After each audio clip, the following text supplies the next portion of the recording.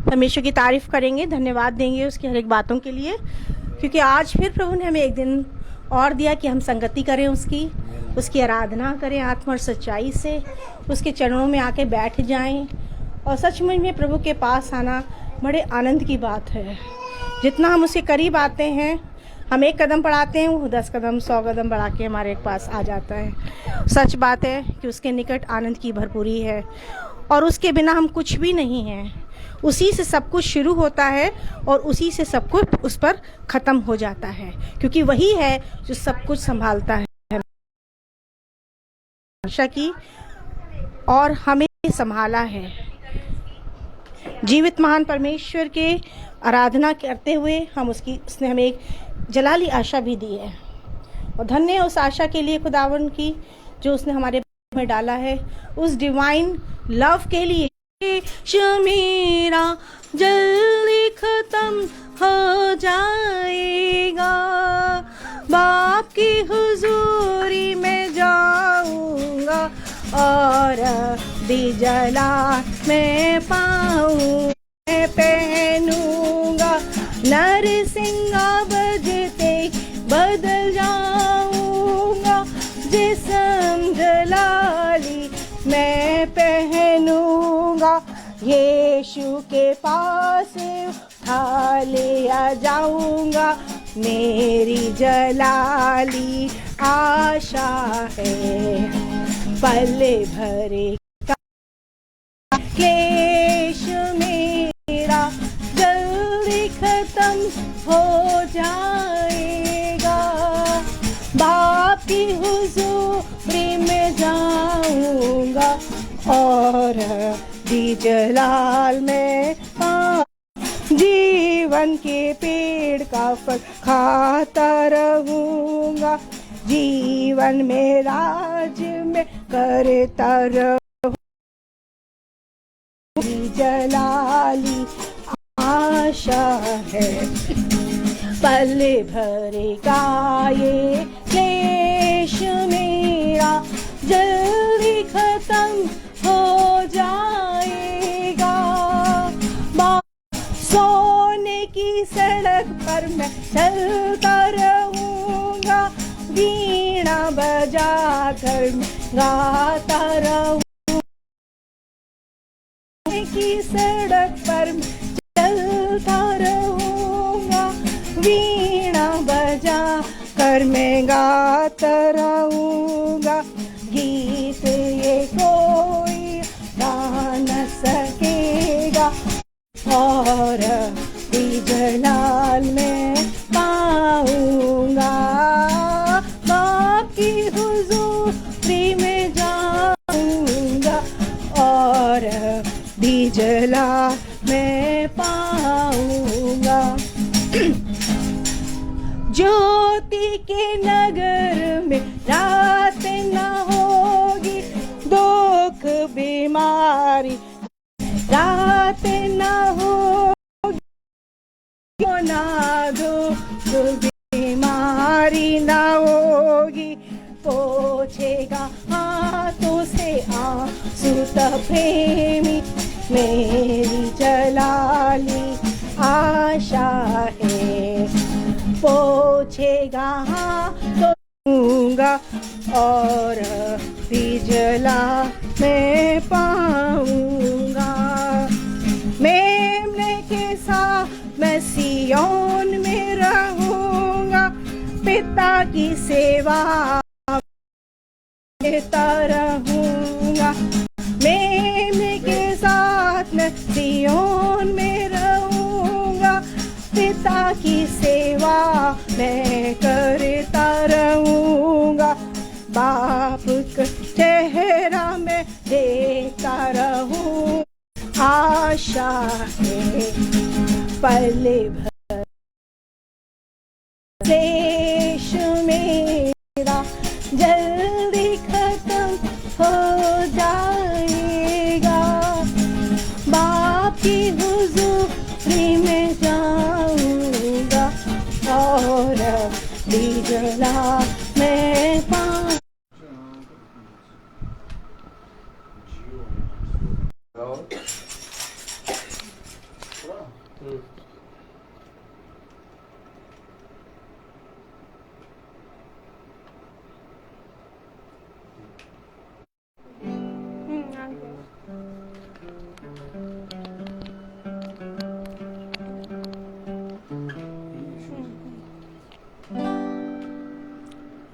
यीशु मसीह तेरे जैसा है कोई नहीं, तेरे चरणों में झुके आसमां और महिमा गाए ज़मीन। यीशु मसीह तेरे जैसा है कोई नहीं, तेरे चरणों में झुके आसमां और महिमा गाए ज़मीन। हम गाए हो सना, तू राजाओं का है राजा, तेरी महिमा होवे सदा। तू है प्रभु हमारा खुदा, बाकिया प्यारे पिता को अपने बेटे को कुर्बान किया। हम गाए हो हमारा खुदा, तू है प्रभु हमारा खुदा। Praise the Lord. हालेलुया। जैसा कि खुदा ने हमें ये समय ये दिन दिया, तो आइए अब हम गवाही की ओर चलेंगे। जिस किसी के हृदय में जो कुछ अद्भुत काम दिया और उसको देखने की सामर्थ दी कि देख मेरा बलवंत दाहिना हाथ जो ना कभी तुझे छोड़ता और ना ही कभी तुझे त्यागता है, इसमें बना रहे। तो जिस किसी के हृदय में जो कुछ भी गवाही है वो आए और यहाँ पर प्रभु यीशु का जिसने हमें मौका दिया कि हम आपकी आज उसकी संगति में उपस्थित हो सके और ये प्रार्थना सभा हो सके। खुदावन हम बहुत बहुत धन्यवाद देते हैं, आपका धन्यवाद देते हैं प्रभु जी। पिछले दिनों में जब हम बहुत ज़्यादा परेशान थे, हलाकान थे, हमारे दिल में दर्द होता था, हम जीना चाहते थे, हमें अपनी आती थी, हमने सोचा कि हम डॉक्टर को दिखाएं, लेकिन डॉक्टर को जब दिखाया तो उसने भी एंजियोग्राफी बता दिया, इको बता दिया, ईसीजी टेस्ट किया, ईसीजी तो नॉर्मल निकला, लेकिन मेरे दर्द कम नहीं हुआ। डॉक्टर ने बताया कि आपके दिल में जो है ब्लड सर्कुलेशन हो नहीं रहा है। तो हम बहुत परेशान हुए। फिर हमारी बेटी श्वेता ने हमको बताया कि तुम नासिर को दिखाओ, जो कार्डियोलॉजिस्ट है उनको दिखाया, उन्होंने भी इको बताया हमको। और हम नित्य प्रभु से यही प्रार्थना करते थे, खुदावन हमारी इस बीमारी को हमको इस परेशानियों से चंगाई दे खुदावन। और प्रार्थना को सुना, इको हुआ हमारा, डॉक्टर ने किया नासिर ने, और उसको वो रिपोर्ट जो थी वो एकदम नॉर्मल निकली, उसमें कोई भी परेशानी नहीं हुई। फिर हमने उनकी दवाई खाई जो नासिर ने दी थी, उससे हमारा ब्लड प्रेशर बहुत बढ़, अपने बालंदा ने हाथ से हमको छुआ और चंगाई दी, हमारा इको हुआ, उसमें कोई रिपोर्ट नहीं निकली, कोई भी एबनॉर्मलिटी नहीं निकली, सब नॉर्मल रिपोर्ट आई है। हम प्रभु का बहुत बहुत बहुत धन्यवाद देते हैं, प्रभु का भी इस बात के लिए खुदावन की अपने चरणों में, अपने पंखों तले अपनी हिफाजत में हमको रखते हैं खुदावन, जबकि हमारा कोई नहीं, हमारा सहारा सिर्फ ईश्वर है प्रभु जी। खुदावन यीशु मसीह हमारा परमेश्वर, हमारा सहारा, हमारा सहायक है खुदावन। हम उसके लिए आपका खुदावन यीशु मसीह का बहुत बहुत अपने हाथों को उठा के धन्यवाद देते हैं, जो कि हमारी अमानत नहीं है खुदावन। हम जानते हैं प्रभु जी ये दे अच्छे से रखा, हमारी सुधि ली, हमको हर परेशानी दिक्कतों से बचाया खुदावन। हम कोटि कोटि आपका धन्यवाद देते हैं। और किसी को गवाही देनी है वो जरूर गवाही दे। Praise the Lord sister.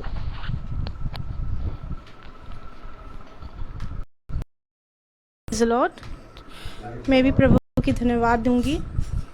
सचमुच हमारा प्रभु बड़ा महान है, और जिस स्थान पे प्रभु हमें रखता है, प्रभु हमारी बड़ी चौकसी करता है, हर समय हमें बचाता है, हमारी रक्षा, हमारी रखवाली करते हैं। उसके स्वर्गदूत ही हमारी छावनी में पूरे समय बने रहते हैं, क्योंकि हमारी थोड़ा सा शेड्यूल दर्द होने से एक बच्चा के पेरेंट मेरे पास आए, कह रहे मैम आपने तो ये नहीं कराया। तो मैंने कहा ऐसा हो नहीं सकता कि हमने नहीं कराया हो, हो सकता है बच्चा एब्सेंट हो, कुछ हो, कोई प्रॉब्लम आई हो इसकी वजह से, मगर वो पेरेंट जो था बड़ा परेशान था, बल्कि 2 ही नंबर का फ़र्क उसका था। और मैंने उनको बड़े प्यार से समझाया कि आप परेशान मत होइए, मैं इस मैटर को देखूंगी और मैं होएगा तो मैं इसके मार्क इंक्रीज़ करूँगी। पेरेंट जो है चला गया, उसने और बच्चों की भी कॉपीज़ वगैरह देखी। अब उसकी समझ में क्या आया, प्रार्थना करी थी, प्रभु हो सकता है अचानक जाने अनजाने कुछ गलती हो गई हो या बच्चों को ठीक से मैं बता नहीं पाई हूँ, मैं उसके लिए क्षमा चाहती हूँ, मगर आप इस प्रॉब्लम को सॉल्व करने वाले परमेश्वर हैं। टीचर ने भी मुझे आके बताया कि मैं कोई बात नहीं तो पेरेंट्स होते हैं बड़ा ही हंगामा करते हैं कि चीज़ों के लिए, कि मार्क्स के लिए, मगर ये खुदा ही था जिन्होंने उनके मनों को, जबकि मगर खुदा से हम कुछ नहीं छुपा सकते। सचमुच हर एक बातों के लिए थैंक्स करती हूँ। और बहुत सी गवाहियाँ हैं कि सबसे पहले तो ये और भी है कि सिर्फ शरीर ही चंगा नहीं करता हमारा प्रभु, हम सिर्फ शरीर के आते आते तक सीमित वहीं रुक जाते हैं। प्रभु हमारी हर एक कमियों को हमारे सामने दिखाता है और हमसे कहता है, बोलता है कि हम खुदा के आश्चर्यचकित कामों को और अद्भुत कामों को देखने के बाद भी देख नहीं पाता। लेकिन धन्य है वो आँखें और धन्य है वो मनुष्य जो खुदा के अद्भुत कामों को होते हुए अपने जीवन में देखें। रोग आएंगे, विपत्ति आएंगी और कलेश भी आएंगे। कलेश और इन विपत्तियों से और इन रोगों से मैं तुम्हारी रक्षा करूंगा। बस तुम एक काम करना, और वो काम ये है कि तुम मेरी ओर दृष्टि करके ताकते रहना। क्योंकि देखो, मैं तुमसे सच, कभी होता है और कभी नहीं होता, लेकिन मेरे प्यारे भाई बहनों, जीवित वचन जब हमारे अंदर आता है तब हम, मेरे प्यारे भाई बहनों, बलवंत हो जाते हैं। क्योंकि बल और बढ़ोतरी और बुद्धि खुदा की ओर से मिलती है। और खुदा ने कहा, मैं तुझे एक नया बल दूंगा, एक नई बुद्धि दूंगा, एक नई समझ दूंगा, और मैं तुझे तेरे बिछौने से उठा के खड़ा करूंगा, और मैं तेरे टखनों में एक नया बल दूंगा, और तब तू एक नई सृष्टि बन जाएगा।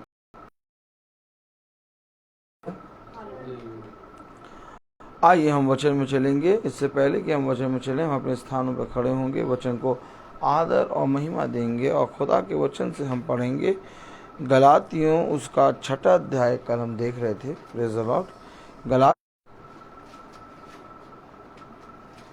गलातियों उसका 6 अध्याय और उसकी 7वीं आयत। धोखा ना खाओ, परमेश्वर ठट्ठों में नहीं उड़ाया जाता, खुदा ठट्ठों में नहीं उड़ाया जाता, क्योंकि मनुष्य जो कुछ बोता है वही काटेगा। आमीन। खुदावन का वचन जो कि पवित्र है, इस पवित्र वचन को खुदा हम निकम्मों को समझने और उस पर चलने की सामर्थ प्रदान करे। विनाश की कटनी काटता है, परंतु जो आत्मा के अनुसार बोता है वो आत्मा के अनुसार जीवन, अनंत जीवन की कटनी काटेगा। अब हमें ये देखना है कि हम अपने जीवन में कौन से बीजों को लेके बो रहे हैं। क्योंकि एक बीज तो वो है जो खुदा ने हमें अपने वचन से दिया, और एक शैतान की वह बातें हैं जो, मेरे प्यारे भाई बहनों, मनुष्य के मन में बैठ गईं। क्योंकि हमें और आपको मालूम होना चाहिए कि शैतान का अपना कोई बीज नहीं है। Praise the Lord. बीज है खुदा के पास। लेकिन जब हम शैतान की युक्तियों को अपने जीवन में अवसर देते हैं और शैतान की बातों को अपने मन में रख के सोच और विचार करने लगते हैं, तो वो बीज जो खुदा ने हमें दिया है, उस बीज पर शैतान घात लगाए बैठा रहता है, और उस बीज को शैतान तुरंत चुग लेता है। और मेरे प्यारे भाई बहनों, वो बीज जो खुदा की ओर से हमें मिलता है, जो हमारे लिए 100 गुना आशीष का कारण बनने वाला था, वो हमारे जीवन से चला जाता है। इसलिए खुदा का कलाम कहता है कि ध्यान रहे कि तुम किस रीति से बोते हो। आमीन। कलाम में लिखा है, धोखा ना खाओ। क्या लिखा है? धोखा ना खाओ, हमेशा ठट्टों में नहीं उड़ाया जाता, खुदा ठड्डों में नहीं उड़ाया जाता, क्योंकि मनुष्य जो कुछ बोता है क्योंकि मनुष्य जो कुछ बोता है वही काटेगा। मेरे प्यारे भाई बहनों, बोया क्या गया और काटा क्या गया, इसको देखने के लिए हम उत्पत्ति में आएंगे। Praise the Lord. मनुष्य जो कुछ बोता है वो ही काटेगा। अगर हम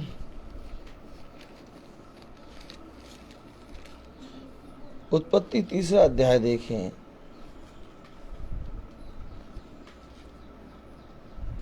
धूर्त था, उसने स्त्री से कहा, उसने स्त्री से कहा, क्या सच है कि परमेश्वर ने कहा, क्या सच है कि खुदा ने कहा, तुम इस वाटिका के किसी वृक्ष का फल न खाना, तुम इस वाटिका के किसी वृक्ष का फल न खाना। स्त्री ने सर्प से कहा, फल हम खा सकते हैं। अब यहाँ पर बात है, खुदा ने इस आदम से कहा था इस वाटिका के सारे वृक्षों के फल खाओ, लेकिन जब सर्प उस बीज को स्त्री ने, और बल्कि उस बात को, जिस बात को खुदा ने बोया ही नहीं था, स्त्री ने पकड़ लिया। कलाम में लिखा है, क्या खुदा ने कहा है कि इस वाटिका के किसी वृक्ष का फल ना खाना, वृक्ष का फल ना खाना?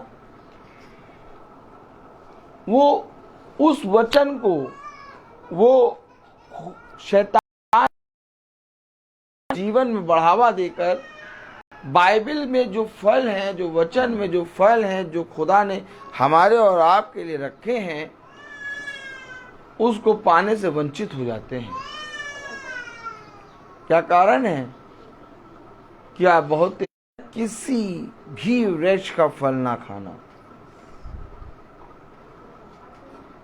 और वो शैतान की कही गई युक्तियों को अपने जीवन में अमल करके चल रहे हैं, जबकि वाटिका के सारे वृक्षों के फल हम खा सकते हैं।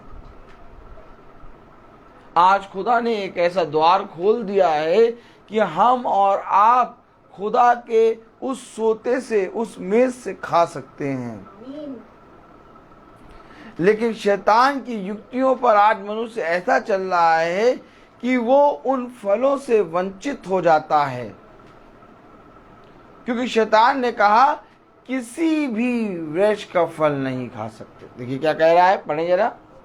तुम इस वाटिका किसी वृक्ष का फल ना खाना, तुम इस वाटिका के किसी वृक्ष का फल ना खाना। आप मुझे बताइए, बाइबल भी है, वचन भी है, लेकिन तब भी वो फलवंत नहीं हो रहे।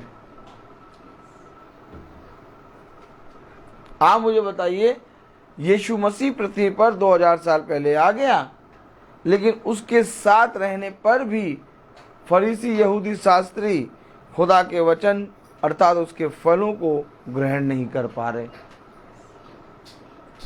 बात यहां ये नहीं है कि हमें फल नहीं मिला, खुदा ने सबको एक सा दिया है। आमीन आमीन। खुदा ने कहा मैंने तुम्हारे लिए अपने वचन, अपने द्वार और अपने वचन को खोल दिया है, परंतु तुमने ही अपने अंदर दुष्ट की युक्तियों को घराना बना रखा है। क्या कारण है कि वचन को पढ़ने के बाद भी हम अपने ही बच्चों को, अपनी ही पत्नी को, अपने ही पति को, अपने ही घर के सदस्यों को क्षमा नहीं कर पाते? क्या हमने खुदा के उन फलों को ग्रहण नहीं किया जिन फलों के बारे में खुदा ने कहा क्षमा करो, जिन फलों के बारे में खुदा ने कहा दीन बनो, जिन फलों के बारे में खुदा ने कहा करुणा करो, जिन फलों के बारे में खुदा ने कहा विलंब से क्रोध करो? इन फलों को हमने क्या ग्रहण नहीं किया है क्या, जो हम अपने जीवन में कुछ भी फल नहीं ला रहे हैं? जैसे ही स्त्री के कान में ये गया, क्या खुदा ने कहा है कि तुम इस वाटिका के किसी वृक्ष का फल ना खाना, वैसे ही स्त्री ने कहा हम इस वाटिका के वृक्षों के फल खा सकते हैं।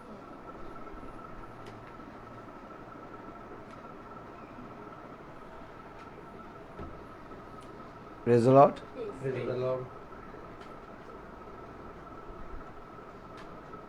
हकीकत बात तो ये है कि शैतान वाटिका के वृक्षों के पास नहीं, बल्कि हव्वा को मृत्यु के वृक्ष के पास ले जा रहा था। वाटिका में वृक्ष तो बहुत लगे थे और फल भी सारे वृक्षों में थे, लेकिन शैतान ने उस वृक्ष के बारे में नहीं कहा जिस वृक्ष के बारे में खुदा ने मना करा, और जिस वृक्ष के बारे में खुदा ने कहा खा सकते हैं, उन वृक्षों के बारे में बात करें।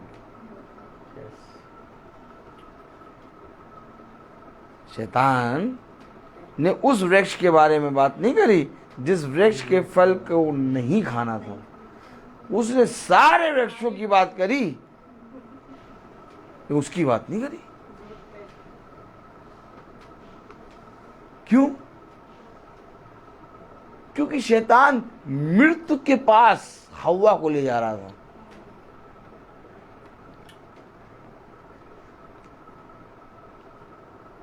आज हमें भी मालूम है कि वचन में फल है। जैनिल भाई मालूम है आपको ना, प्रिया बहन को मालूम है, वचन में फल है। आज इन फलों की बात कोई क्यों नहीं करता?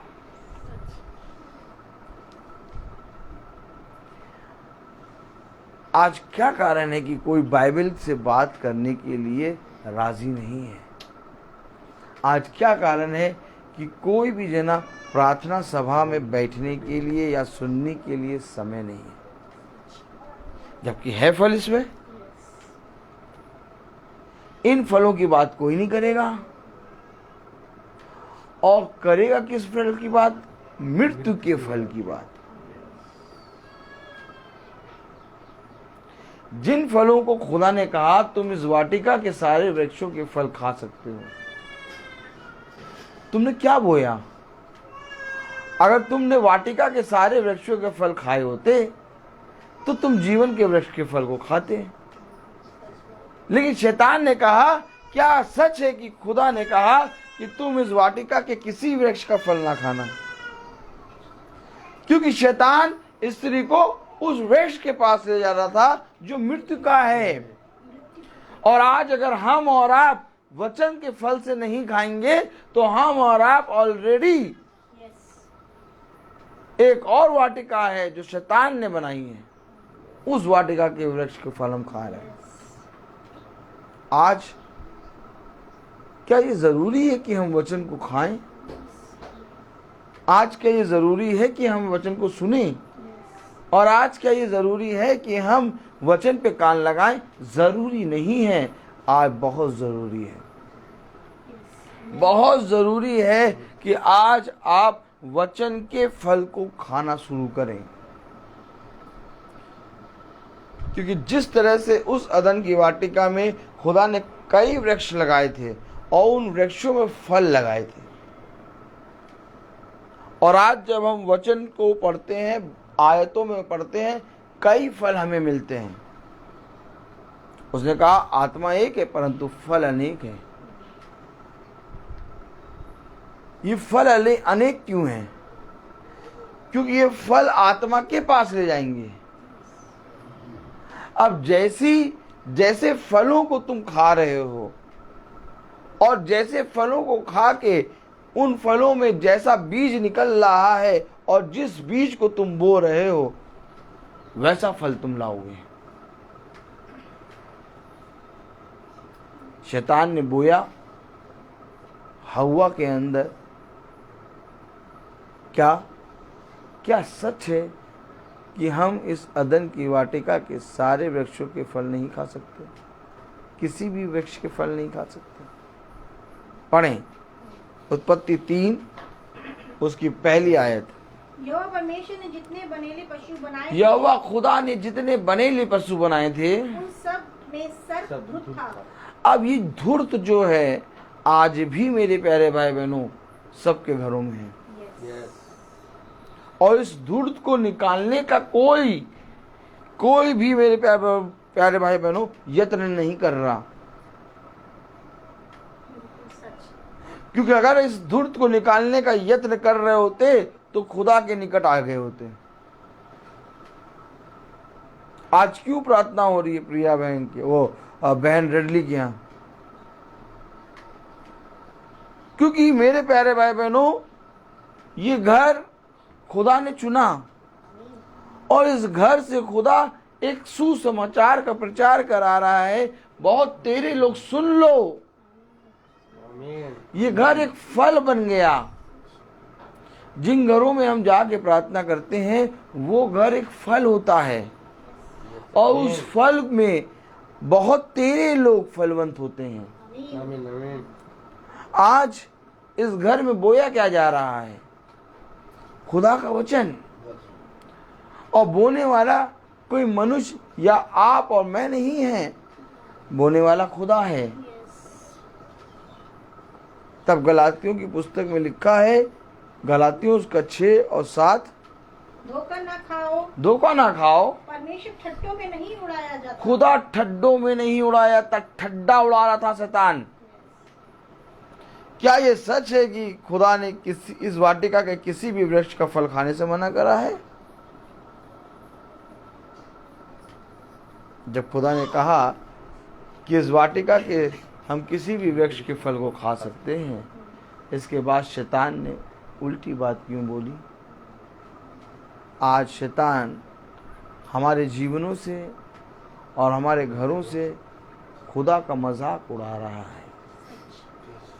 और मजाक उड़वाने वाले कोई और नहीं बल्कि हम और आप हैं, क्योंकि हम और आप ने मेरे प्यारे भाई बहनों खुदा का भय नहीं माना। आज हम और आप वचन को पढ़ते हैं, आज हम और आप वचन को, प्रार्थना को रोज सुनते हैं, आज रोज हम फल वचन को पढ़ते हैं, लेकिन क्या इस फल को जिसको खुदा ने कहा खा सकते हो, खाया? और अगर हमने खाया नहीं तो बोएंगे क्या? धोखा ना खाना, खुदा ठड्डों में नहीं उड़ाया जाता।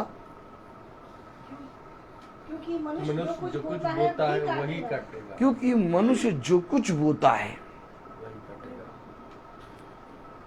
अब अगर अदन की वाटिका हम हैं तो अदन की वाटिका के सारे वृक्षों के फल खाएंगे और हमें कोई नहीं रोक सकता। आमीन। कभी हम गलातियों में खाते हैं, कभी हम यूहन्ना में खाते हैं, कभी हम प्रेरितों में खाते हैं, कभी प्रकाशित वाक्य में खाते हैं, कभी हम मेरे प्यारे भाई उत्पत्ति में खाते हैं। ये वाटिका है।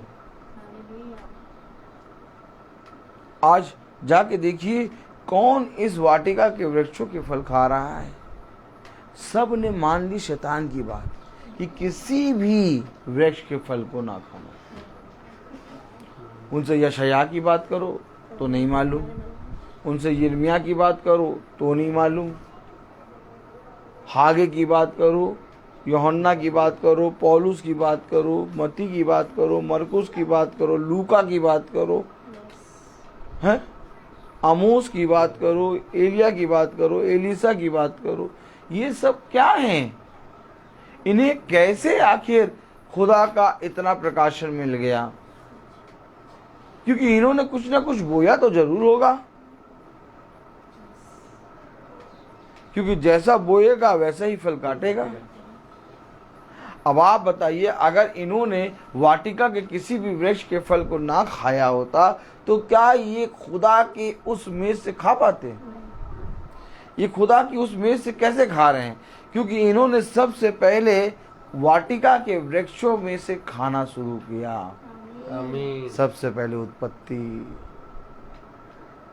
फिर उत्पत्ति से हम मलाकी पहुंचे, फिर मती से प्रकाशित वाक्य पहुंचे। क्यों ऐसे चल रहे हैं आप? क्यों आखिर आप बाइबल को हर प्रार्थना के सभा में खोल के बैठते हैं, और क्यों आखिर हम प्रतिदिन प्रभु के पवित्र वचन को सुनते हैं। धीरे धीरे करके खुदा हमें वाटिका के सारे वृक्षों के फल को खिला रहा है। और अगर आज हम खुदा के फलों को खा रहे हैं, अगर आज हम खुदा के वचन को खा रहे हैं, अगर आज हम मेरे प्यारे भाई बहनों खुदा के पवित्र वचन को खा रहे हैं, तो मेरे प्यारे भाई बहनों हमारा देखना, हमारा चलना, हमारा सुनना और हमारा बोलना सब बदलेगा। क्यों बदलेगा?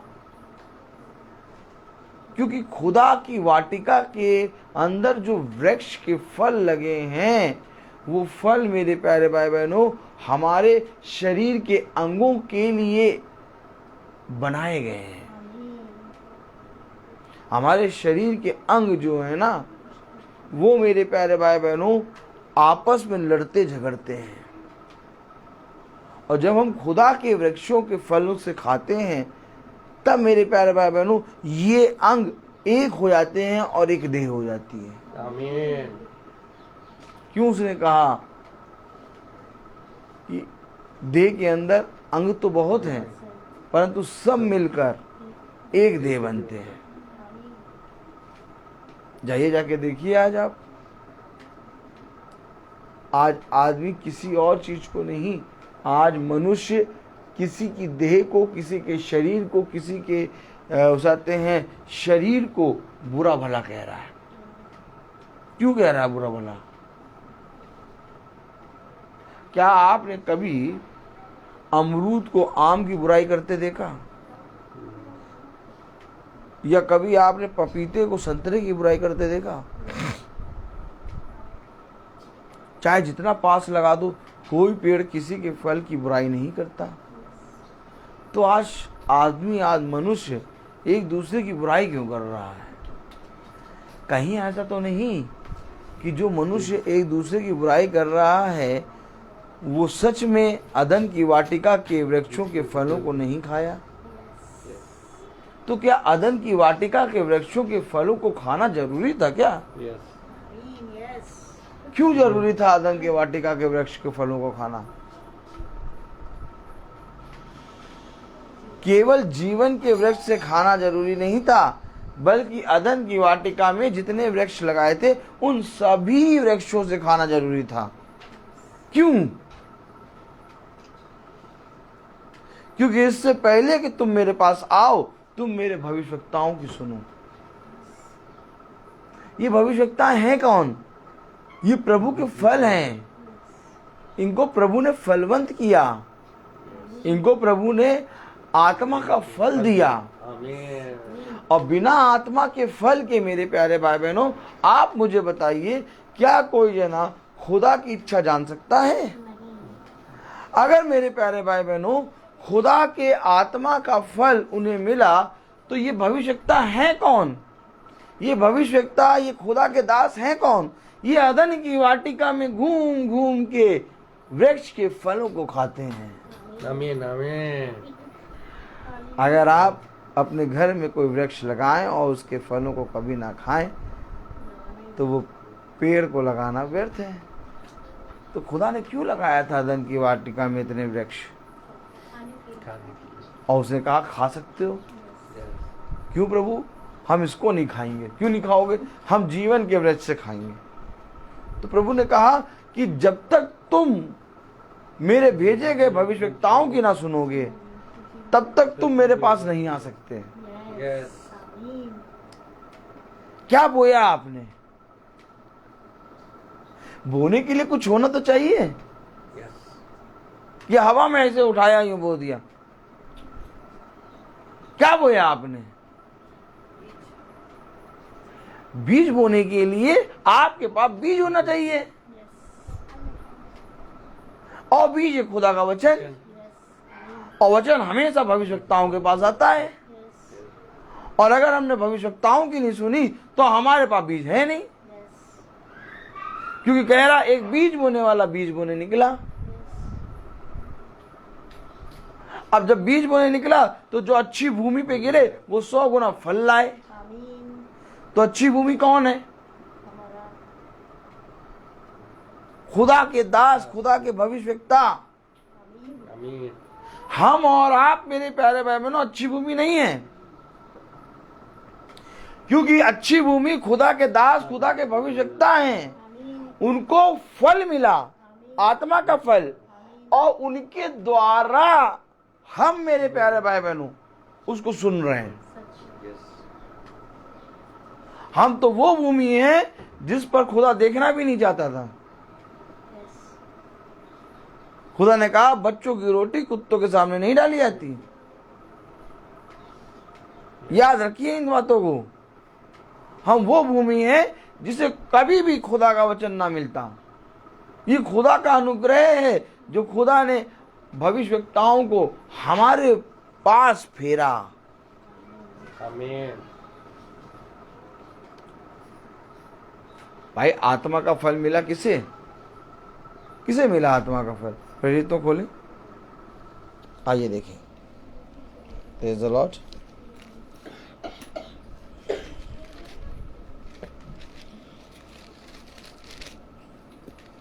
प्रेरितों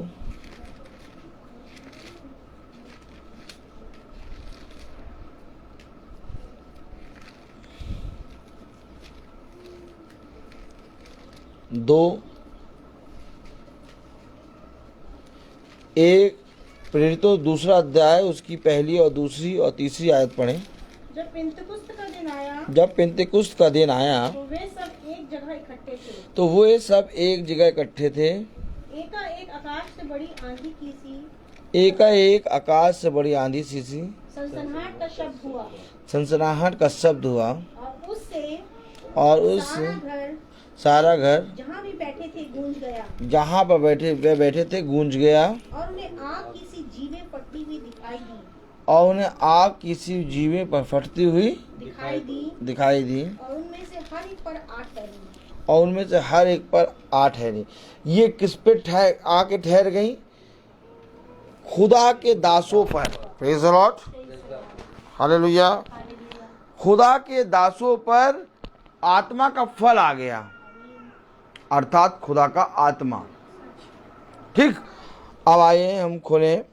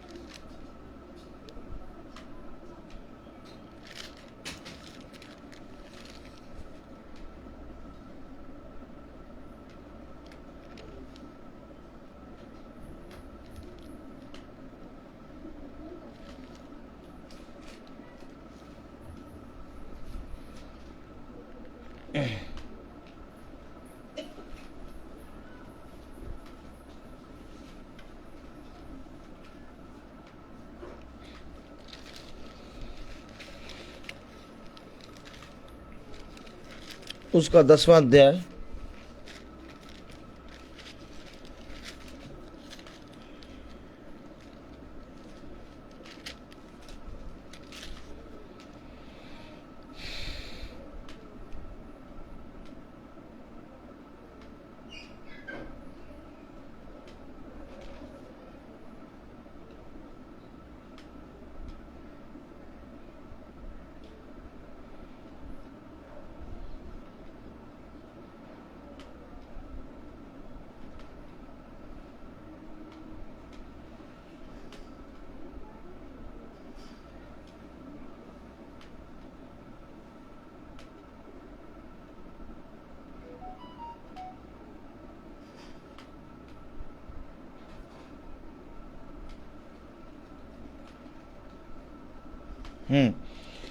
और उसकी 10वां अध्याय की उसकी 9वीं आयत से पढ़ें। दूसरे दिन जब वे चलते चलते नगर के पास पहुँचे तो दोपहर के निकट पतरस छत पर प्रार्थना करने चला। पतरस छत पर प्रार्थना करने चढ़ा। उसे भूख लगी और कुछ खाना चाहता था। उसे भूख लगी और कुछ खाना चाहता था। परंतु जब वे तैयारी कर रहे थे तो वे बेसुध हो गया। वे बेसुध हो गया और उसने देखा कि आकाश खुल गया और एक पात्र बड़ी चादर के समान चारों कोनों से लटका हुआ पृथ्वी की ओर उतर रहा है। दर्शन पतरस देख रहा है। जिसमें पृथ्वी के सब प्रकार के चौपाए और रेंगने वाले जंतु और आकाश के पक्षी थे। उसे एक ऐसा शब्द सुनाई दिया, हे पतरस उठ मार और खा। परंतु पतरस ने कहा नहीं प्रभु, कदापि नहीं, क्योंकि मैंने कभी कोई अपवित्र या अशुद्ध वस्तु नहीं खाई है। पतरस ने कभी भी अन्य जातियों को सुसमाचार नहीं सुनाया। क्यों नहीं सुनाया? क्योंकि मेरे प्यारे भाई बहनों, ये जो फल आत्मा का इसको मिला था, इस आत्मा के फलों को ये अपने ही यहूदी भाई बहनों में बांटना था। लेकिन एक प्रकाशन था जो कि खुदा ने पौलुस को दिया। हम एक आयत पढ़ेंगे।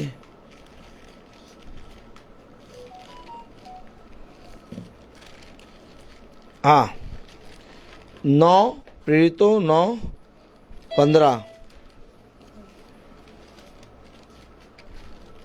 परंतु प्रभु ने उससे कहा, तू चला जा, क्योंकि वह तो अन्य जातियों और राजाओं और इजराइलियों के सामने मेरा नाम प्रकट करने के लिए मेरा चुना हुआ पात्र है।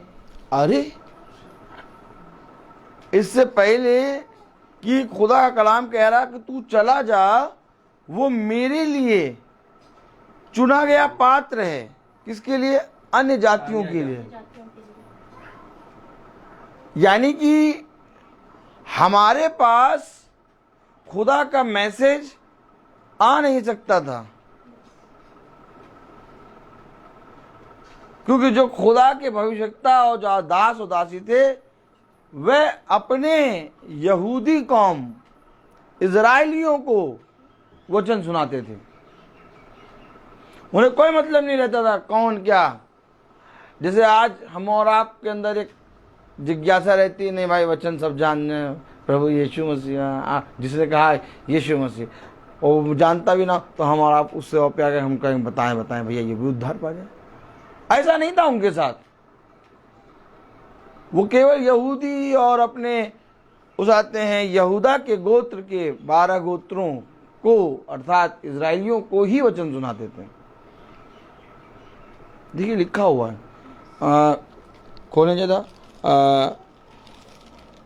प्रेरितों उसका 10वां अध्याय और उसकी 28वीं आयत।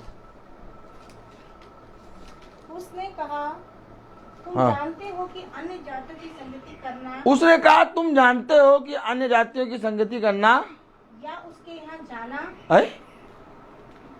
पतरस कह रहा जाना या उसके यहाँ संगति करना या उसके यहाँ जाना। संगति करना या उसके यहाँ जाना यहूदी के लिए अधर्म है। अधर्म? अरे भैया, अधर्म का मतलब जानते हैं आप? खुदा का विरोधी। ये पतरस ने जो बोला है, ये मेरे प्यारे भाई बहनों इजराइल के लिए है और अन्य जातियों के लिए विरोधी। यानी जो पतरस जो बोल रहा है कि मुझे वचन सुसमाचार इजराइल में सुनाना है, मुझे अन्य जातियों के लिए जाके घर जाना या उनको वचन बताना अधर्म है। जैसे आज हमारे और आपके लिए मूर्ति को पूजना,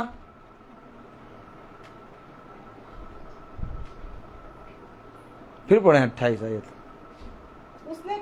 उसने कहा तुम जानते हो कि अन्य जाति की संगति करना अन्य जाति की संगति करना या उसके यहाँ जाना, या उसके यहाँ यानी जाना भी नहीं है, संगति भी नहीं करनी है, बात भी नहीं करनी है, हमारे लिए अधर्म।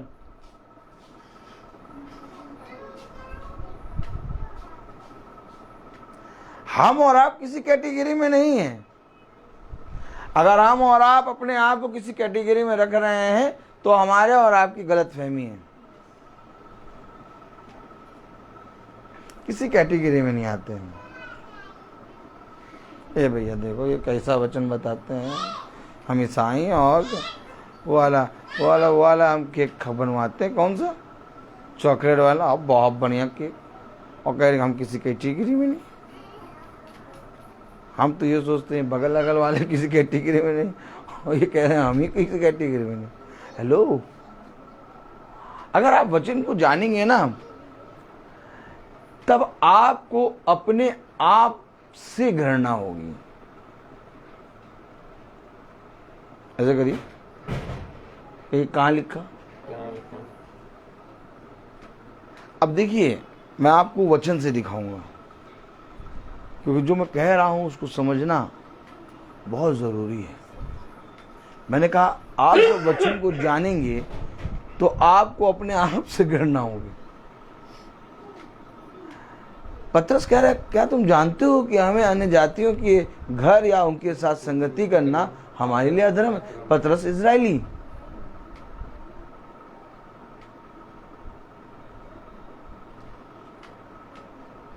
अब एक इजरायली का क्या हाल हो रहा है, हमारा और आपके पास तो वो आना आ रहे तो उनके लिए धर्म अधर्म हो जाएगा। हम लोग छूत वाले,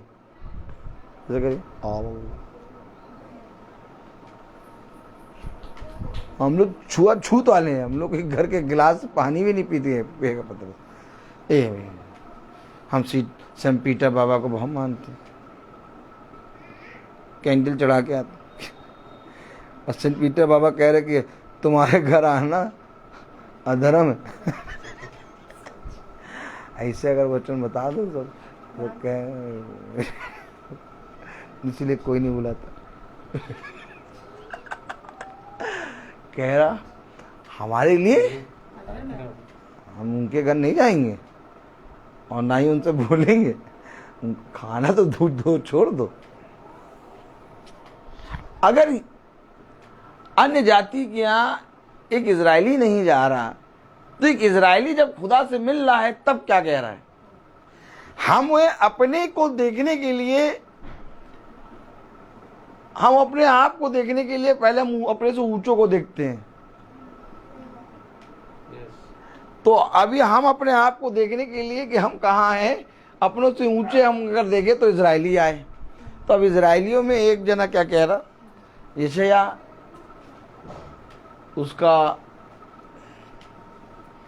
6वां अध्याय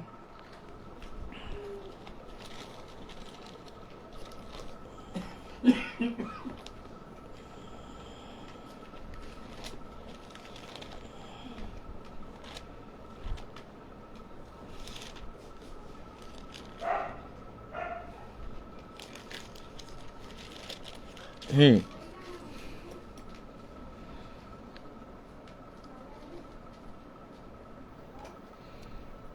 6:5 तब मैंने कहा हाय हाय हाय मैं नष्ट हुआ क्योंकि मैं अशुद्ध होठ वाला। कौन होठ वाला? कौन? मैं इजरायली, यशाया, मैं अशुद्ध होठ वाला। अर्थात एक नबी, एक खुदा का चुना गया पात्र अपने आप को किसी स्थान में नहीं रख रहा, अशुद्ध। जब आप कैटेगरी में आएंगे ना तो आप पेटीगिरी खाएंगे।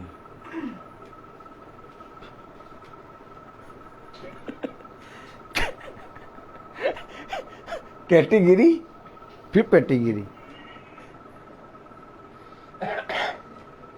यही तो बात है। बच्चों का खाना कुत्तों के आगे समझना पड़ेगा। हम और आप आज वचन के बहुत नजदीक क्यों नहीं है? क्योंकि हमने और आपने अपने जहन में ये रख रखा है कि हम कुछ हैं।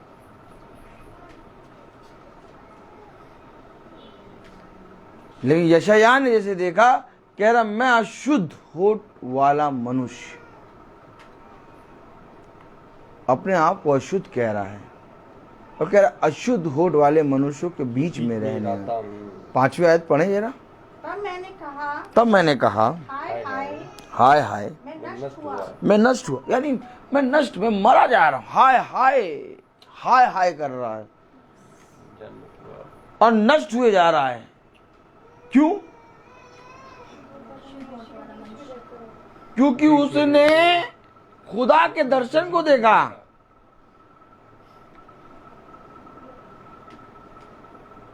तो क्या खुदा को देखने के बाद हम अपने आप को अशुद्ध कहने लगेंगे? यस। तो क्या खुदा का देखने के बाद हम अपने आप को निकम्मा कहेंगे? यस। हम कुछ भी नहीं हैं।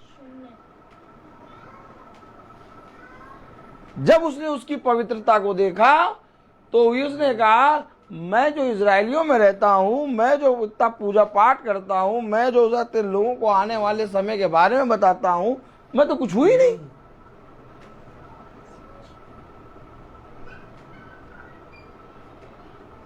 तो हमारा और आपका क्या ठिकाना?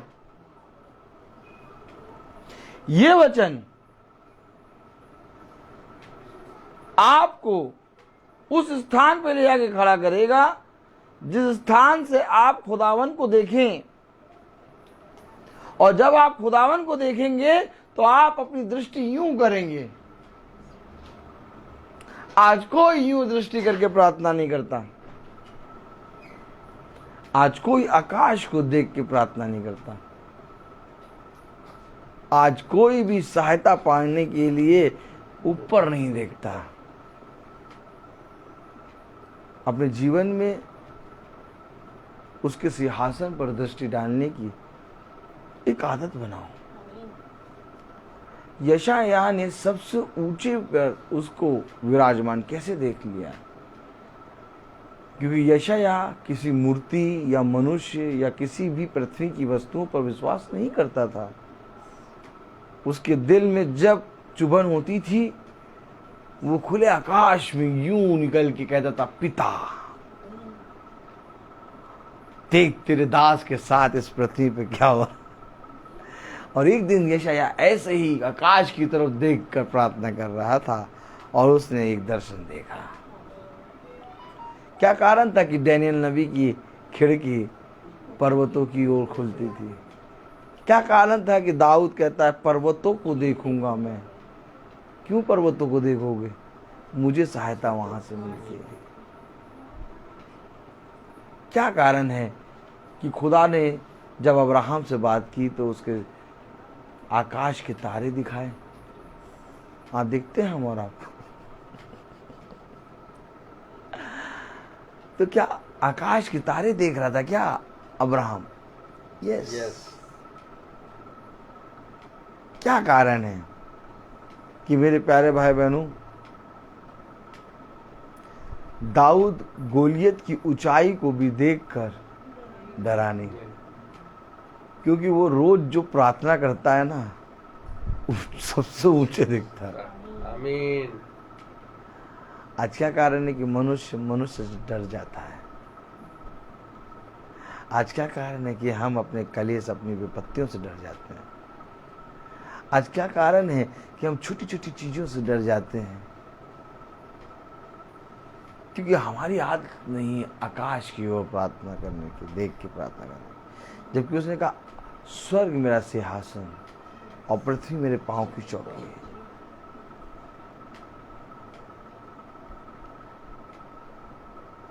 कहीं और से चादर नहीं उतरी, आकाश से उतरी। जाओ जाके देखो कि पतरस अटारी पे क्यों चढ़ गया। क्या लिखा है? पतरस प्रार्थना करने के लिए कहाँ गया? छत पे। क्यों?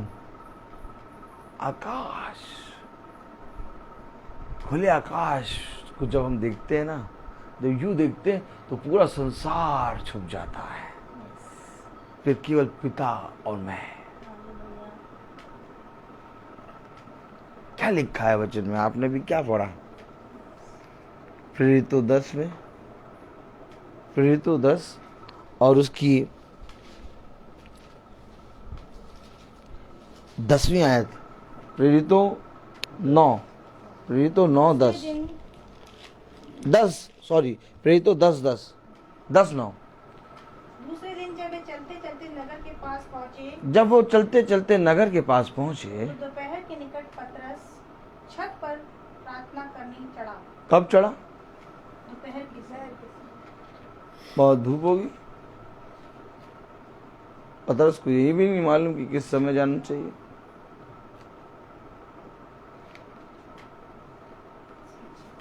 कैसे पकड़ेंगे हम अपने खुदा के वचन को? हर एक स्टेप में एक नया प्रचार देता है वो। हर एक स्टेप में एक नया प्रचार। दोपहर के समय, किस समय? दोपहर के। फिर पढ़े। दूसरे दिन जब वे चलते चलते नगर के पास पहुंचे, दूसरे दिन जब वो चलते चलते नगर के पास पहुंचे, तो दोपहर के निकट पतरस छत पर प्रार्थना करने चढ़ा। पतरस छत पर प्रार्थना करने चढ़ा। कब? दोपहर के समय। आइए उत्पत्ति खोलें।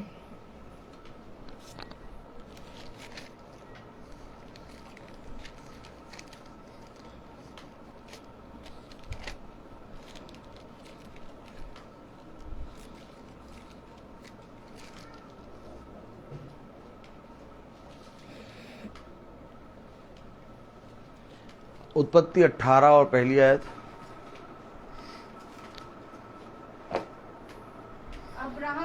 अब्राहम ममरेन के बांज वृक्षों के बीच कड़ी धूप के समय हैं?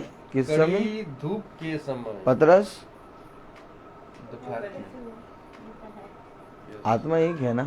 यस।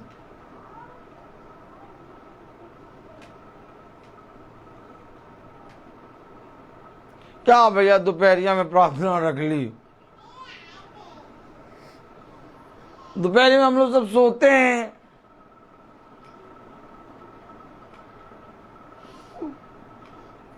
कभी आप लू में, घंघोर लू चल रही हो और सूरज एकदम नीचे उतर आया हो और टेम्परेचर हो गया 50, इतनी कड़ी धूप में आप कभी निकले प्रचार करने? हम लोग गए।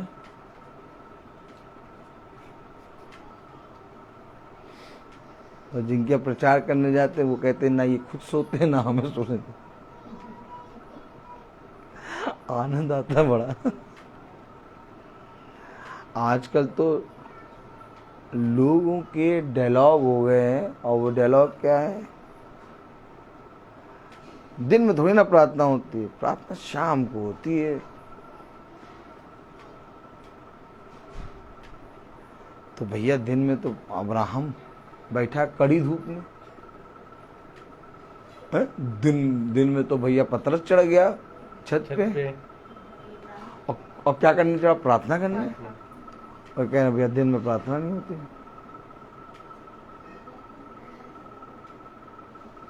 प्रार्थना शाम को होती, ठंडे में। अरे आप जब वचन के प्रति जागरूक होंगे, आपके अंदर जब भूख होगी, तो आप सर्दी, जाड़ा, गर्मी ये कुछ नहीं देखेंगे।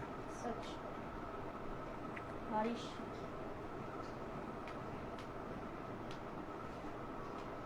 आज जिन संतों से लोग प्रार्थना करते हैं। उन संतों ने कह दिया कि हम अन्य जातियों की ओर देखना या उनके घर जाना और या उनके साथ संगति रखना अधर्म समझते हैं। अब करो प्रार्थना।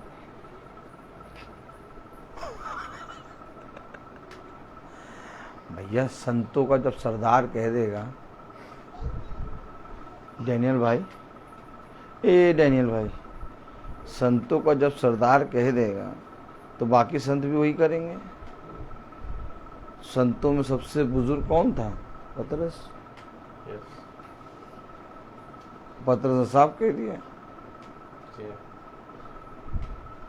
हम अन्य जाति के घर न जानते हैं, ना उनसे बातें करते, ना उनसे संगति, हमारे लिए धर्म। भैया करो प्रार्थना संतों से। इसलिए कहता है कोई मनुष्य तुम्हारे लिए नहीं मरा, मरा केवल एक, यीशु मसीह। और इसी यीशु मसीह ने क्या कहा? प्रेरितों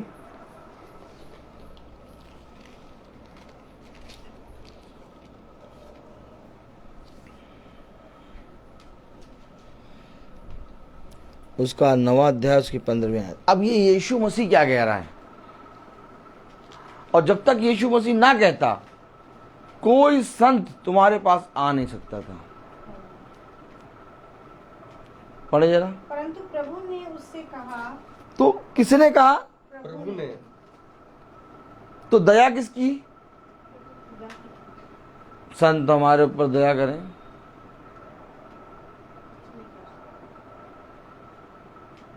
भाई आप बताइए, रेडली बहन,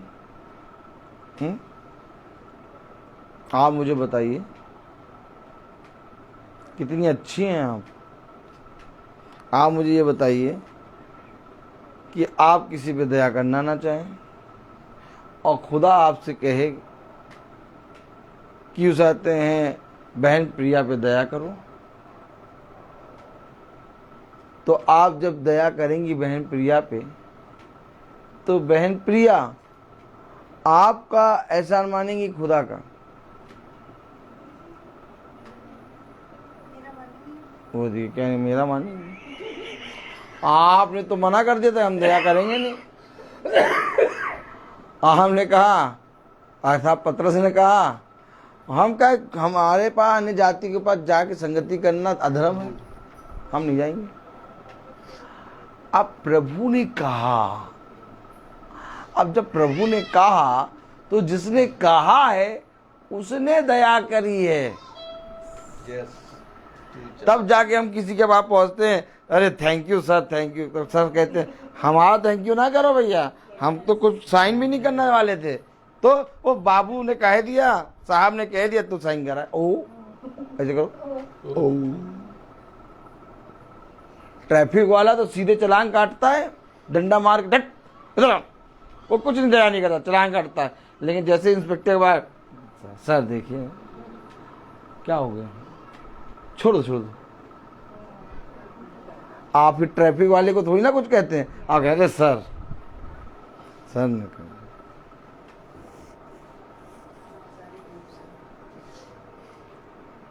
तो किसने कहा? प्रभु ने कहा। आप पढ़े जरा 9वां अध्याय और उसकी 15वीं आयत। परंतु प्रभु ने उससे कहा, परंतु प्रभु ने उससे कहा तू चला जा, क्योंकि वह तो अन्य जातियों, क्योंकि वह तो अन्य जातियों और राजाओं और इस्राएलियों के सामने और इजरायलियों के सामने मेरा नाम प्रकट करने के लिए, मेरा नाम प्रकट करने के लिए मेरा चुना हुआ पात्र, मेरा चुना हुआ पात्र, मैंने चुना है, मैंने भेजा है, मैंने कहा है, मैंने दिया है, मैंने बताया है, मैंने बढ़ाया है, मैंने सींचा है, मैंने उसको पाला है, माँ के गर्भ में मैंने रचा है, मैंने आकाश को ताना है, मैंने उसको प्रतिदिन की एक नई किरण दी है। और धन्यवाद दे संतों को। भैया हम तो नहीं देते। आज आज आज एक अद्भुत बात हो गई। अद्भुत बात भैया, 2 अक्टूबर और एकदम से गांधी जयंती के उसमें 2 गाने कराने थे गांधी जी पे। देख मैम आ रही, और मैम लोगों को मौका चाहिए कि कब वीणा बज जाए। और सब जानते हैं ये प्रचारक है। अब आ गए, सर सर सर, हाँ प्रिंसिपल ने कहा है। हमने कहा हाँ, क्या कहा है? एक तो वो कहते हैं दे दी हमें आज़ादी बिना खटक बिना, वो गाना कराना है, और एक रघुपति कराना है। अच्छा नहीं होती, दे दी हमें करा देंगे, और वो करा देंगे ऐनक पहने, ये नहीं कराएंगे। नहीं, उन्होंने कहा, हमने कह दीजिए वो नहीं कराएगा। सर हमने हाँ हम नहीं कराएंगे, हम कराएंगे जो वही कराएंगे। ये ठीक ठीक सर, ओके ओके, कराइए कराइए, करा दिया।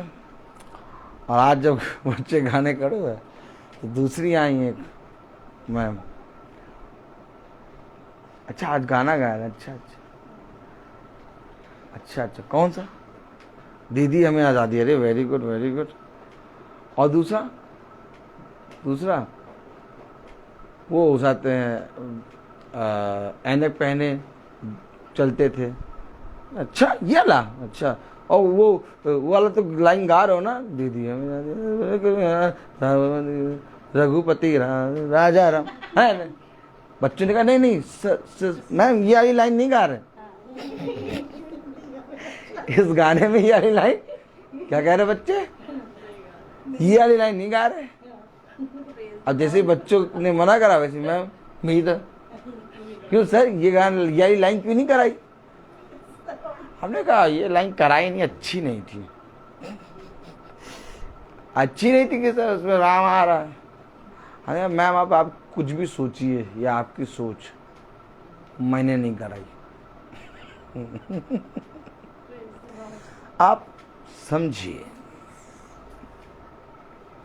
शैतान ने देखो वही बात पकड़ी। शैतान ने पकड़ी कौन सी बात? वही बात। इनको मालूम है ये कराएगा ही नहीं, वो मनवा के ले आए चाहे जितना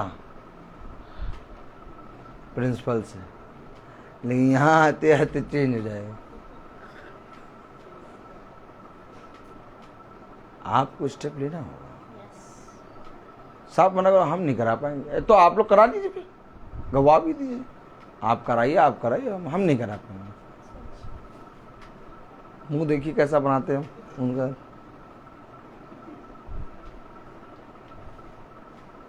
जिस लाइन में वो कह रही क्यों नहीं कराया, उसी लाइन में कह अच्छी नहीं थी। हेलो, आपको स्टेप लेना पड़ेगा। हमारे खुदा ने हमें बताया है कि इनसे कैसे निपटना है। हम कुछ नहीं है, हमारे अंदर ना कोई खूबी है ना कोई लियाकत। उन टीचरों के आगे, कोऑर्डिनेटरों के आगे, पूरे स्टाफ के आगे हम क्या, कुछ नहीं। लेकिन तब भी खुदा ने हमें वहां रखा है, तो रखने वाला खुदा। तो तुम ही बताओ, क्या बताएं?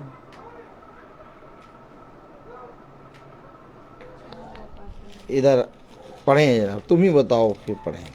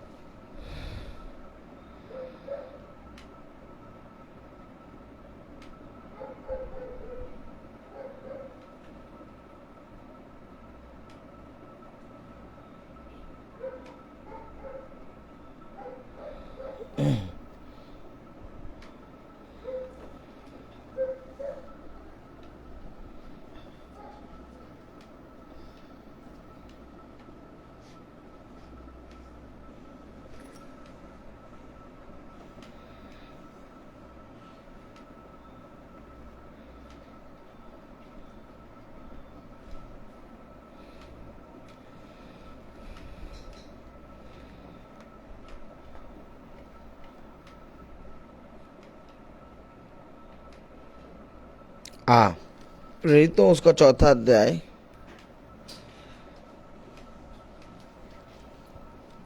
उसकी 20वीं आयत पढ़ें। क्योंकि ये तो हमसे हो नहीं सकता क्योंकि ये तो हमसे हो नहीं सकता कि जो हमने देखा और सुना है वह ना कहें। आपने क्या देखा है और आपने क्या सुना है? तब प्रेरितों में और गलातियों में और उसका 6वां अध्याय में और उसकी 7वीं आयत में क्या लिखा? क्योंकि ये तो हमसे हो नहीं सकता कि जो हमने देखा और सुना है वो ना कहें। अर्थात जो देखा है और जो सुना है वो हम कहेंगे, यानी वो हम बोएंगे। आमीन। तब गलातियों उसका 6वां अध्याय उसकी 7वीं आयत में क्या लिखा? धोखा ना खाओ, खुदा ठड्डों में नहीं उड़ाया गया था। क्योंकि मनुष्य जो कुछ बोलता है, क्या बोलते हो? जो कुछ हमने देखा और जो सुना है वो ना कहें। अगर आज आप वचन को अपने जीवन में आदर देते हैं तो आप सुनने होते हैं,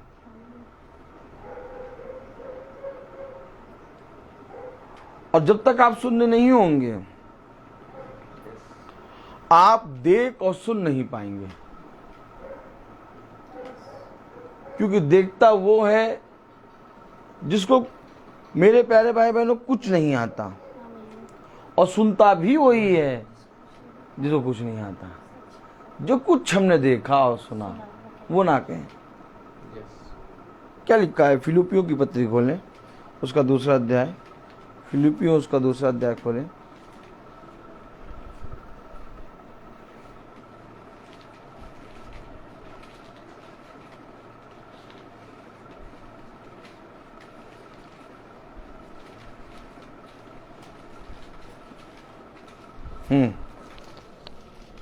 फिलिपियों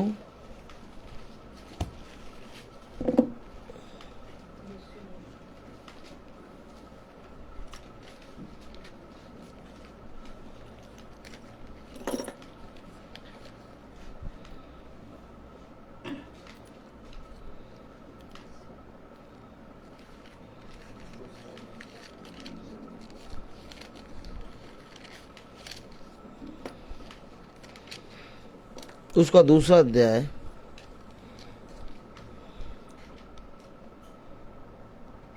उसकी 7वीं आयत।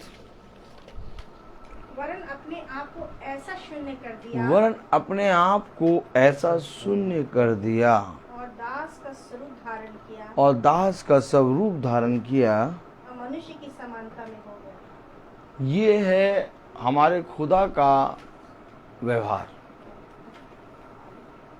शून्य और मनुष्य की समानता, और अपने आप को दास बनाकर इस पृथ्वी पे आया। क्यों उसने इस तरह का रूप क्यों लिया? क्योंकि हम और आप जितना ज्यादा गहराई में गिरे हैं, उस गहराई में जाने के लिए उसको शून्य और दास का रूप लेना पड़ा। और इससे पहले कि हम और आप गिर के उस दास और शून्य वाली जगह पे आए, खुदा ने हमें उत्पत्ति 1:26 पढ़े।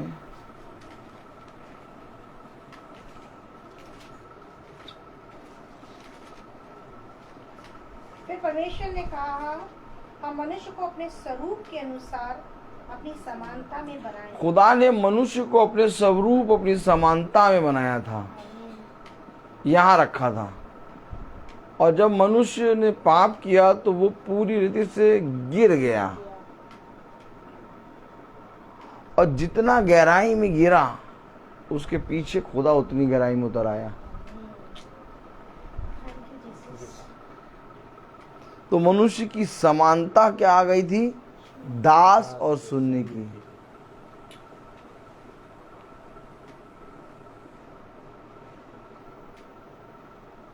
यूसुफ को बेचा गया,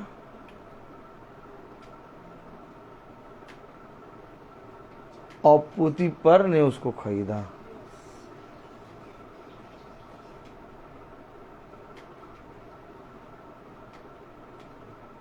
आज भी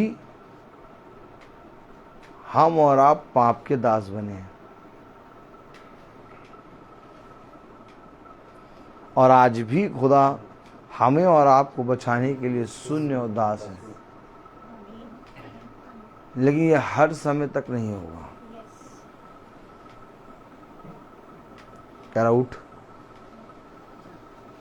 हियाब बांध, दृढ़ हो जा, अपनी कमर सीधी कर और स्थिर हो जा। इधर उधर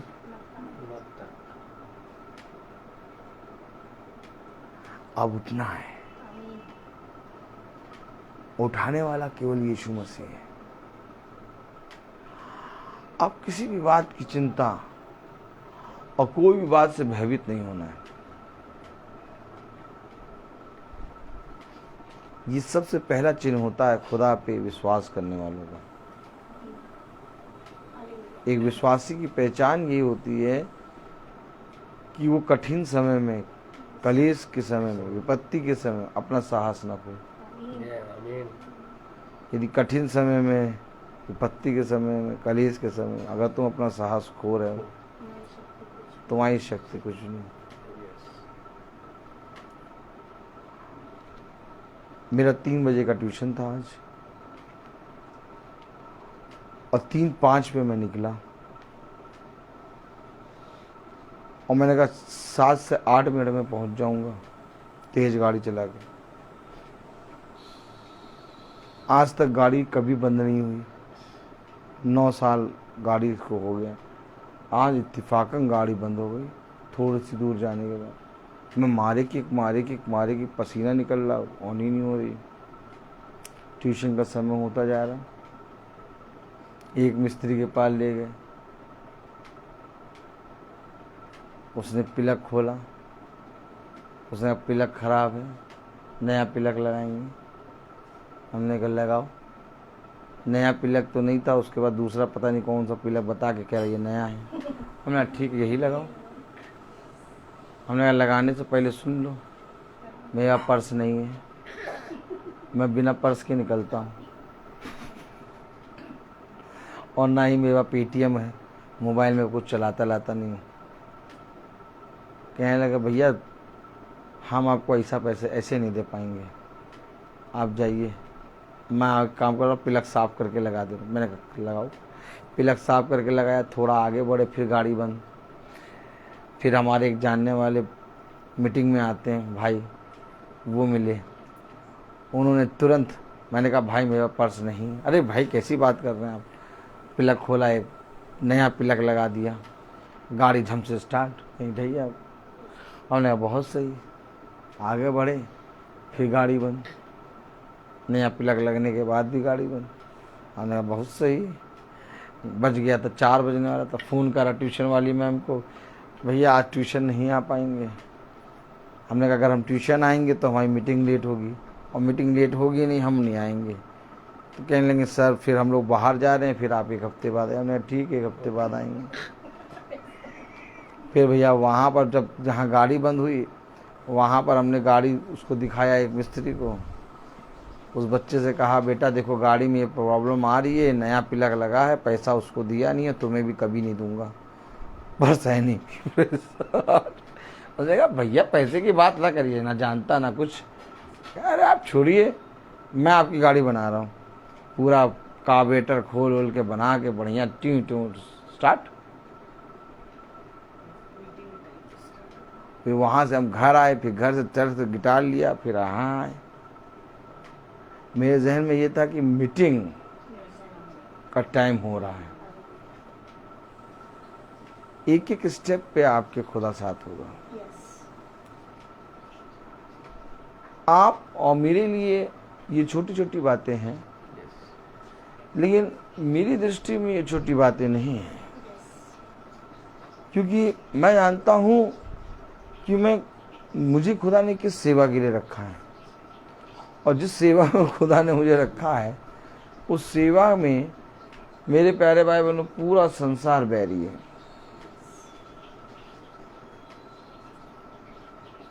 आप ये बात समझ लीजिएगा कि संसार में कोई भी आपके साथ नहीं है, यहां तक कि आपका शरीर विरोधी है।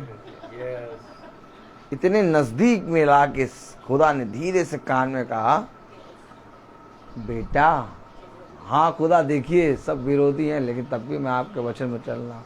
बेटा वो तो बात ठीक है, लेकिन सुन तो लो। नहीं प्रभु, अब इतने विरोधी हो, चाहे जितने विरोधी हो, मैं आपके वचन में चल रहा हूँ। नहीं बेटा सुन लो। हाँ प्रभु, सब तो विरोधी हैं, लेकिन सबसे बड़ा विरोधी तुम्हारा शरीर है। इतने नजदीक, किसी और पे नहीं हम उंगली उठाते हैं ना, ये विरोधी है, उसने कहा ये विरोधी, उसने तो पूरी दुनिया ही उल्टी कर दी। अगर बाइबल की दृष्टि से देखें तो मेरे प्यारे भाई बहनों, हमारे लिए कहने का एक शब्द भी नहीं है खुदा से। कितनी विपत्ति है आपके ऊपर बताइए, जितनी भी विपत्तियां हैं वो सब बौनी साबित होंगी खुदा के वचन के आगे, क्योंकि कोई मनुष्य उन विपत्तियों को सह नहीं सकता था। जब खुदा के शिष्यों ने कहा कि हम चाहते हैं कि जहां आप बैठे वहां हम भी बैठे, उसने कहा जो प्याला मैं पीता हूं क्या तुम वो प्याला पी सकते? हाँ हम पी सकते हैं। उन्हें मालूम नहीं था वो क्या कह रहे हैं। हमें और आपको जब इन बातों को, हमारे लहू में जब ये वचन बहने लगेंगे, तो हमें दूसरे व्यक्तियों को क्षमा करने में, उनकी वो सारी बातें जिनमें वो पूरा सरदर्द रहते हैं, हम लोग किसी से कोई मतलब नहीं रहेगा।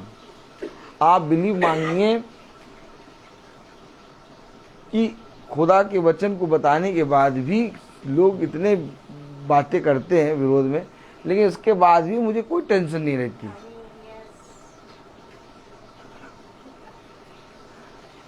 और टेंशन क्यों नहीं रहती? क्योंकि मुझे वचन मालूम है, मुझे मालूम है कि मनुष्य कितना परेशान है। बल्कि वो मेरे विरोध में अगर कोई करेगा भी तो मैं उसके लिए प्रार्थना इसलिए करूंगा क्योंकि वो अपने दुखों से परेशान है। लेकिन मैंने खुदा के बहुत अद्भुत अद्भुत कामों को देखा है मेरे प्यारे भाई और बहनों। मैं आपसे केवल एक ही बात कहूँगा, अपने जीवित खुदा पे ईमान ले आओ और प्रतिदिन वचन को पढ़ो, वचन को सुनो और संगति में हो लो। कुछ भी हो, मन करे चाहे ना, सब कुछ पे चलते रहो। बस एक दिन ऐसा आएगा कि तुम उड़ने लगोगे। आज हम उड़ रहे हैं, क्योंकि जब मैं यहाँ बैठा था आके तो मेरे पास एकदम हिम्मत नहीं थी, मेरी आंखें बंद थीं और मैं बहुत कोशिश कर रहा था आंखें को खोलने की कि मैं प्रचार कैसे करूँगा। कभी यहाँ बैठ जा रहा, कभी आंखें बंद कर रहा। और अब देखिए जैसे जैसे प्रचार किया हुआ एकदम फिट।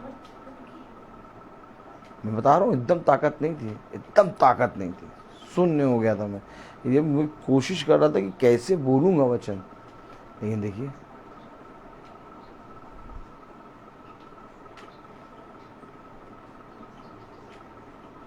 डेढ़ घंटे के ऊपर हो गया। जहाँ ताकत नहीं थी वहाँ एक्स्ट्रा एनर्जी आ गई।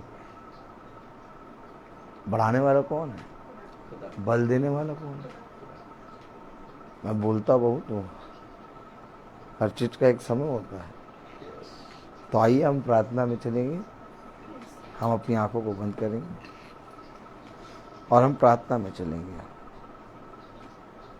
और मेरा निवेदन है प्रिया बहन से कि वो प्रार्थना में अगुवाई करें।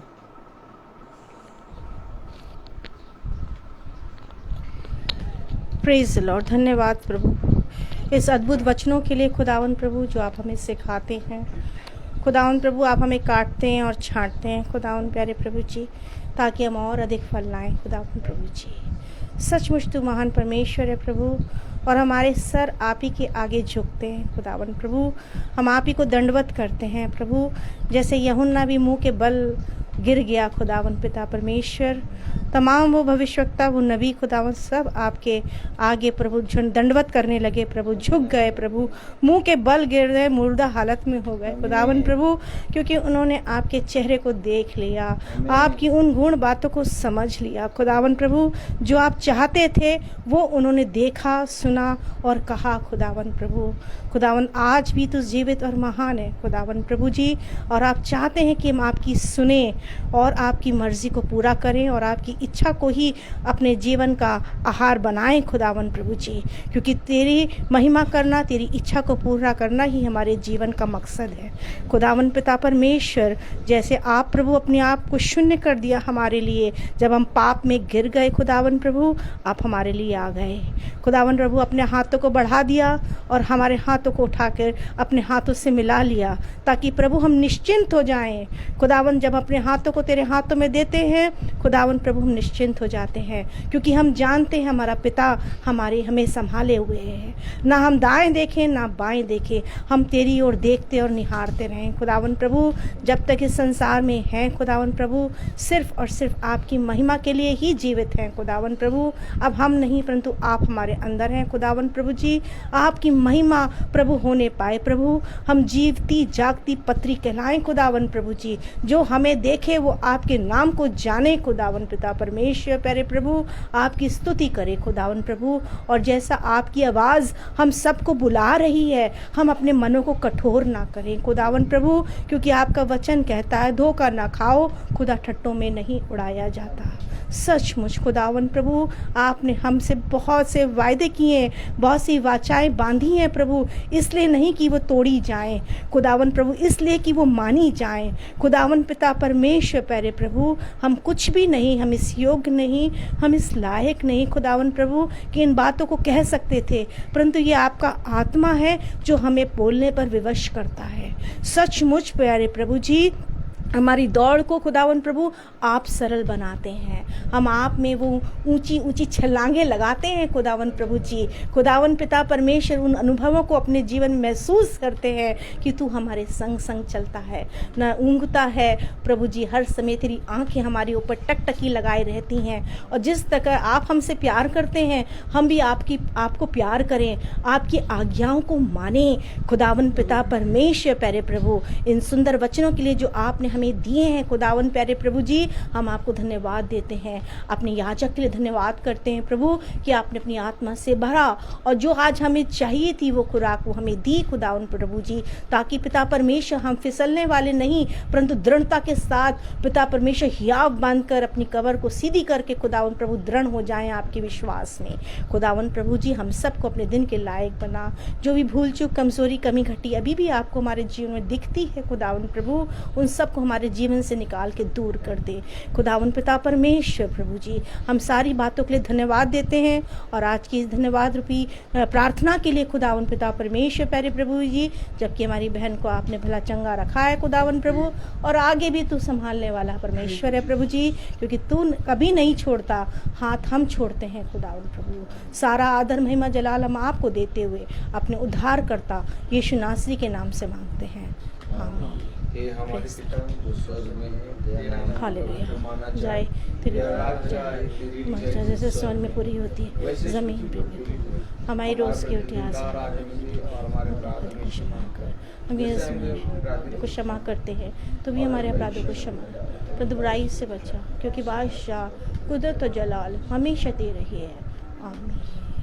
अब हमारे खुदावन यीशु मसीह का फजल, खुदा बाप की मोहब्बत, पाक रूह की रिफाकत और शराकत हम में से हर एक विश्वासी जन के साथ अब से लेकर अनंत काल तक होती रहे, आमीन। धन्यवाद धन्यवाद धन्यवाद, सारी आशीषों के स्रोत धन्यवाद धन्यवाद धन्यवाद धन्यवाद, सारी आशीषों के स्रोत धन्यवाद, सारी आशीषें आती ऊपर से, हालेलुया। धन्यवाद धन्यवाद धन्यवाद, सारी आशीषों की स्तुति धन्यवाद। Praise the Lord. आमीन। Praise the Lord. Praise the Lord. सभी भाई बहनों को प्रेज द लॉर्ड। कल की मीटिंग शाम को 5 बजे होगी और मीटिंग है रवि रोज मैसी के घर में। Praise the Lord. Praise the Lord. Praise the Lord. Praise the Lord पापा। Praise the Lord brother. Praise the Lord sister. Praise the Lord sister. God bless you. Praise the Lord. सभी को praise the Lord.